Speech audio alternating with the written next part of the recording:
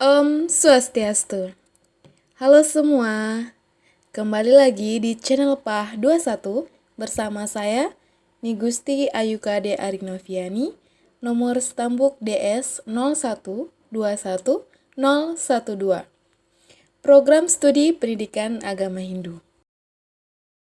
Nah, pada pertemuan kali ini, kita akan membahas psikologi pendidikan tentang proses dan fase-fase perkembangan. Berkaitan dengan proses belajar mengajar, dapat dimulai dengan melihat siapa yang belajar. Jika kita mengharapkan dapat mengajar dengan seefektif mungkin, maka kita harus memahami anak didik kita, memahami perkembangan mereka, yaitu bagaimana cara mereka berpikir, merasa, dan bertindak pada usia yang berbeda dengan pengalaman yang berbeda pula. Berbagai pengetahuan tentang pertumbuhan dan perkembangan individu akan membantu pendidik untuk menentukan apa yang harus diberikan kepada anak didik pada masa tertentu.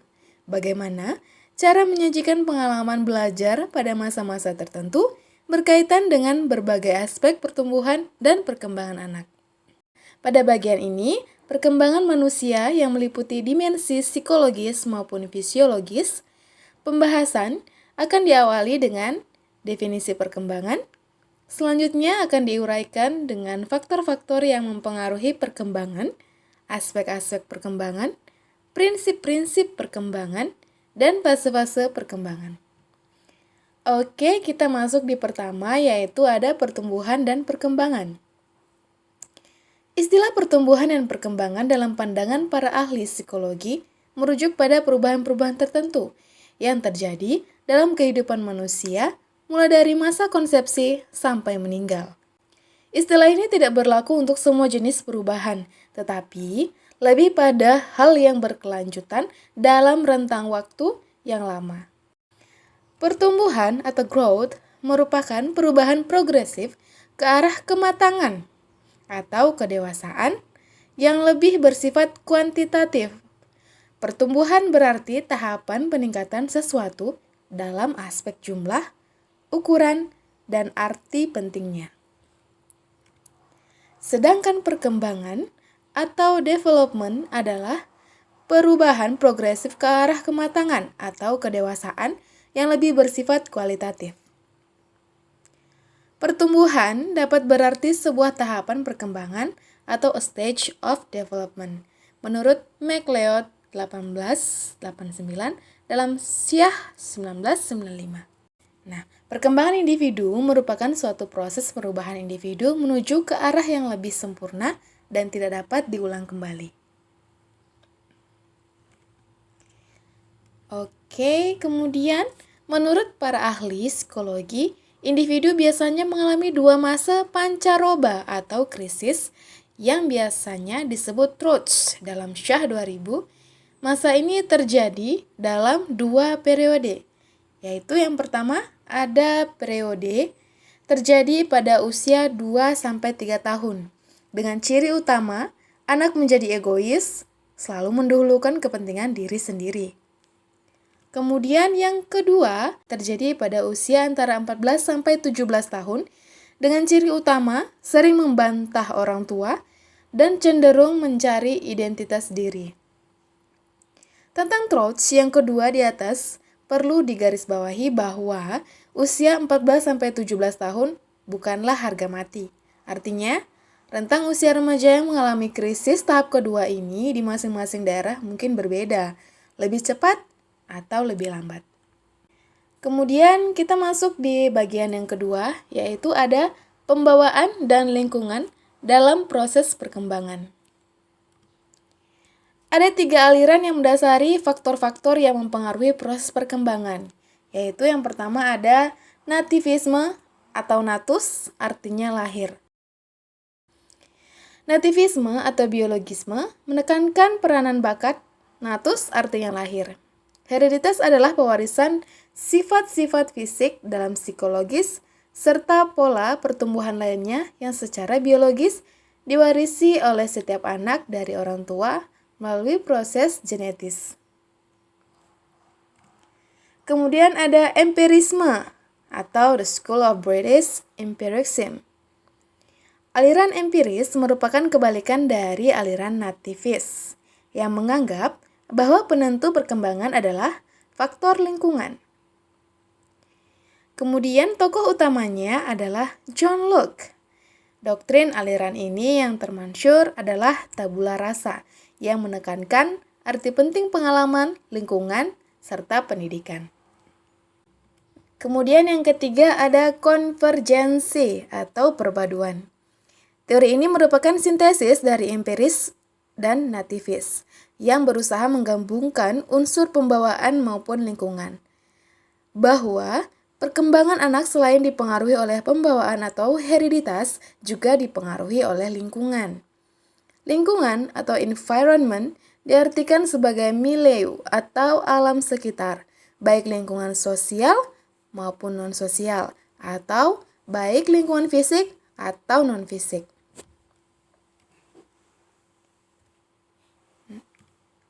Kemudian ada prinsip-prinsip perkembangan. Nah, prinsip-prinsip perkembangan ini merupakan bagian ketiga dari fase-fase perkembangan. Agent dan Kukek 2004 mengatakan prinsip-prinsip perkembangan adalah sebagai berikut. Yang pertama, ada learning contributes to development. Belajar berkaitan dengan peningkatan pemahaman, peningkatan kemampuan, atau keterampilan. Contoh, siswa yang belajar berhitung sederhana dan kemudian mengaplikasikannya dalam mengerjakan soal-soal yang berbeda-beda, bentuknya seperti berhitung menurun, soal cerita, dan lain sebagainya. Maka kemampuan berhitungnya akan semakin berkembang. Kemudian yang kedua ada experience enhance development. Pengalaman dapat memperkuat perkembangan. Misalnya, anak-anak yang mempunyai orang tua yang mempunyai kebiasaan membaca dan berdiskusi dengan anak-anak akan memberikan manfaat pada anak ketika belajar di sekolah. Kemudian yang ketiga ada social interaction is essential for development, yaitu interaksi sosial akan memberikan kesempatan pada anak untuk belajar berbagi dan membandingkan pengetahuan serta keterampilan dengan anak-anak lainnya. Kemudian ada development strongly depends of language. Dalam hal ini, bahasa merupakan media dalam berpikir, berbagi ide, dan pengalaman sosial. Ada development is continuous and relatively orderly, yaitu di mana kemampuan yang individu miliki diperoleh secara bertahap dan berkesinambungan, tidak sekonyong-konyong melompat dari satu kemampuan ke kemampuan yang lain. Next, ada individuals develop at different rates, yaitu individu berkembang pada rentangan yang berbeda-beda. Mungkin ada anak yang bisa mencapai suatu kemampuan tertentu lebih cepat, biasanya seperti berbicara, berjalan, atau lebih cepat serta lebih lambat dari teman seusianya. Kemudian yang terakhir ada development is influenced by maturation, genetically controlled, age-related change, and individuals, yaitu perkembangan dipengaruhi oleh kematangan, genetik, dan terkait dengan usia individu. Secara umum, seorang anak yang berusia 10 tahun akan berlari lebih cepat dibandingkan ketika dia berumur 5 tahun. Nah, yang kedua ada Omroth 2020. Omroth menjelaskan beberapa prinsip perkembangan, yaitu yang pertama ada urutan perkembangan cukup dapat diprediksi.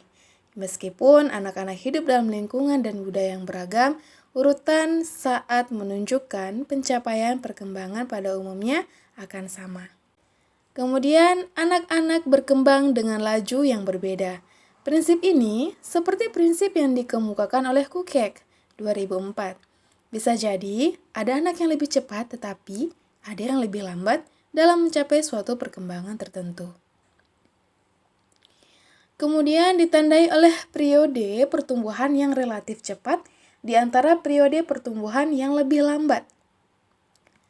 Ada faktor pembawaan atau keturunan dan lingkungan saling terkait. Kemudian ada aspek-aspek perkembangan manusia. Yang pertama ada perkembangan fisik atau motor development, berkaitan dengan proses perubahan struktur manusia dan fungsinya dan berhubungan dengan pemerolehan aneka ragam keterampilan fisik. Yang kedua ada perkembangan kognitif atau cognitive development, berkaitan dengan proses perubahan cara berpikir. Berbagai perubahan selama perkembangan mengarah pada pertumbuhan dan maturation atau kedewasaan. Ketiga yaitu ada perkembangan personal atau personal development. Nah, personal development ini merupakan istilah yang biasanya digunakan untuk menunjuk proses perubahan kepribadian individu.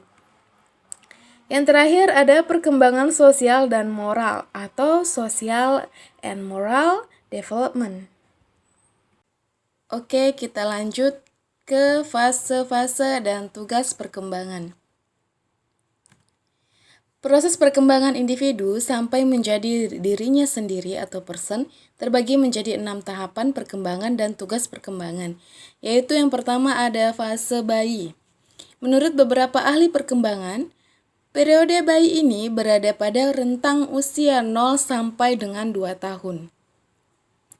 Beberapa tugas perkembangan yang harus dilalui oleh anak-anak di usia bayi berdasarkan kematangan dan proses belajar yaitu sebagai berikut, seperti belajar memakan makanan padat, belajar berjalan, belajar berbicara, mempersiapkan diri untuk membaca, dan lain-lain. Kemudian yang kedua ada fase kanak-kanak atau childhood, yaitu merupakan periode kanak-kanak yang sangat menyenangkan sekaligus periode variatif. Periode anak-anak merupakan periode yang mempunyai rentang usia yang cukup panjang, yaitu sejak usia 2 tahun sampai dengan usia 12 tahun.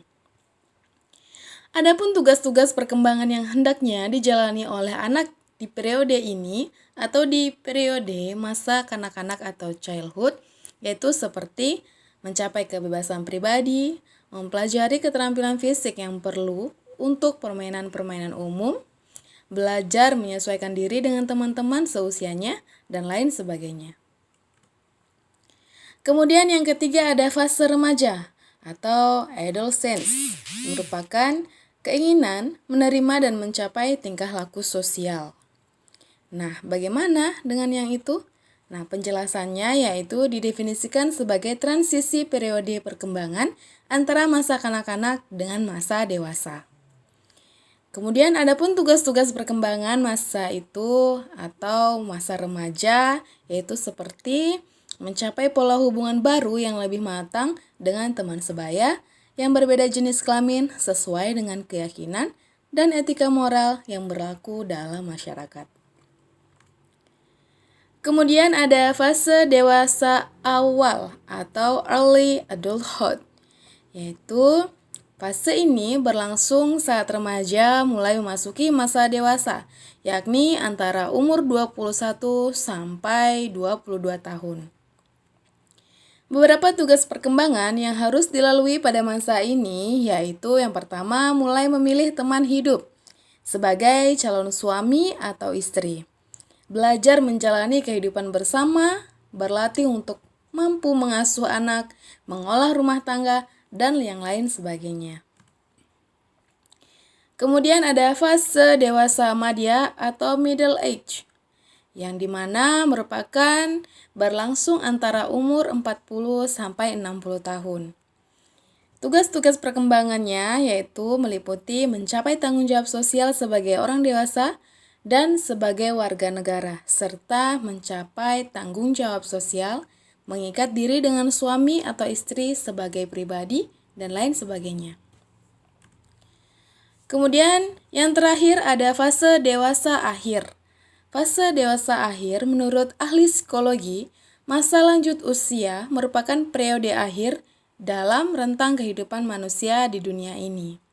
Adapun tugas-tugas perkembangan yang hendak dilalui oleh para lansia atau lanjut usia antara lain menyesuaikan diri dengan menurunnya kekuatan fisik dan kesehatan, menyesuaikan diri dengan masa pensiun dan berkurangnya income atau penghasilan keluarga, menjalin hubungan dengan orang-orang seusianya, dan lain sebagainya. Next, kemudian ada manfaat mempelajari perkembangan siswa bagi para calon pendidik atau guru.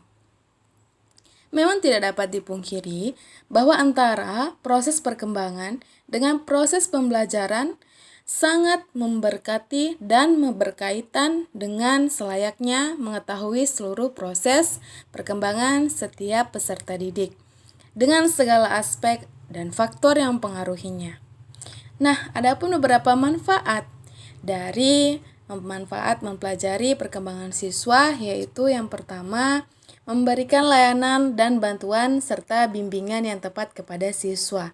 Nah, di sini guru dapat melakukan hal itu kepada siswa dengan pendekatan yang relevan dengan tingkat perkembangannya. Kemudian yang kedua, mengantisipasi kemungkinan-kemungkinan timbulnya kesulitan belajar siswa. Guru dapat mengantisipasi kemampuan tersebut atau kemungkinan-kemungkinan tersebut pada siswa tertentu atau mempelajari seluruh karakter yang ada pada siswa di dalam kelas. Kemudian mempertimbangkan waktu yang tepat dalam memulai aktivitas proses belajar mengajar. Dan yang terakhir yaitu menetapkan tujuan-tujuan pembelajaran sesuai dengan karakteristik peserta didik. Oke, sekian yang dapat saya paparkan pada video kali ini. Terima kasih dan saya tutup dengan Paramasanti. Om Santi Santi Santi Om.